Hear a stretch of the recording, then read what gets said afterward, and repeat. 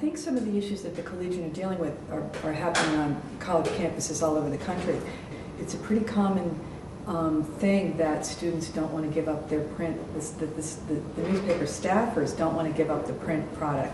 And in fact, we sometimes laugh about that because we're the old people telling them that they need to get these new digital technologies going in, but they really love their print. There's an emotional attachment to that. And I understand that, but I think that that change can actually be a positive thing for a publication.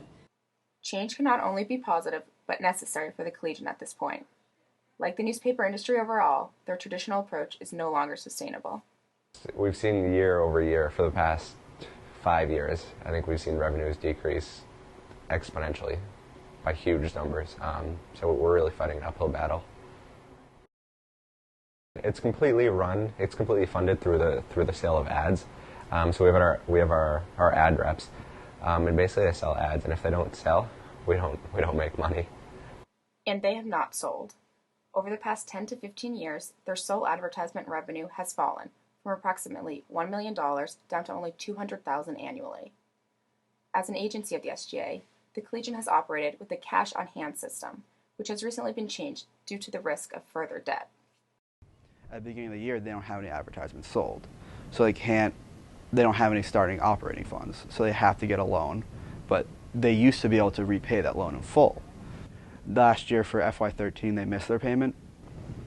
The issue with that is they started to need more money and make less money, so we weren't able to kind of fill that void for them, so we started to reduce how much we could give them because they were unable to pay it back. Now it's just a regular loan. It's just been a little more of a struggle. Yeah, we're down. It's really hard because with print, you can't exactly tell how many people pick up the paper. So this year we've tried more and more to move online. We're just trying to get our Facebook, our social media game up there. We're still figuring it out. We're still brainstorming ways to get like ads up there. Or that's what our customers want. They want to be able to tell how effective their message is, so they're not wasting money. That's basically the future. We think so. So we'll have to figure out a game plan for that, and I don't have one now. While the business staff is in the process of adapting their revenue model, there is clearly a degree of uncertainty there.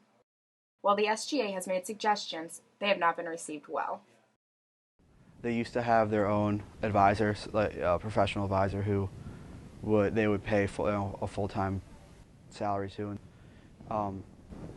The SGA has requested that they go back to the full-time advisor.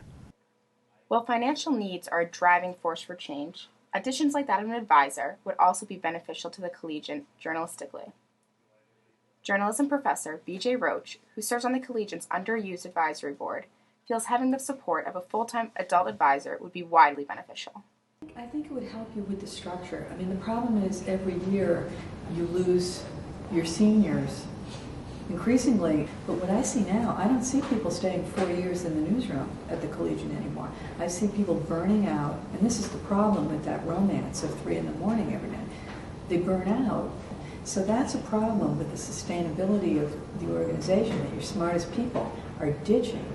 So an advisor might help kind of give you that structure. Such an advisor would also add organization and the support to make those difficult decisions which they are unavoidably facing. At this point, there is hardly any option to continue with all of the Collegian's traditions. Change must happen. The Collegian was not always a daily paper. It became a daily back in the mid-1960s, and they took it from being a weekly over to a daily. So it's had, 40, 50-year run as a daily. Now it might be time to kind of take a look at some other options. One major decision made this semester? The ending of the Friday paper. It's a great paper, and I wouldn't want to see it cut, ideally, but almost 100%. I think 98% of our revenues comes from ads on Monday to Thursday.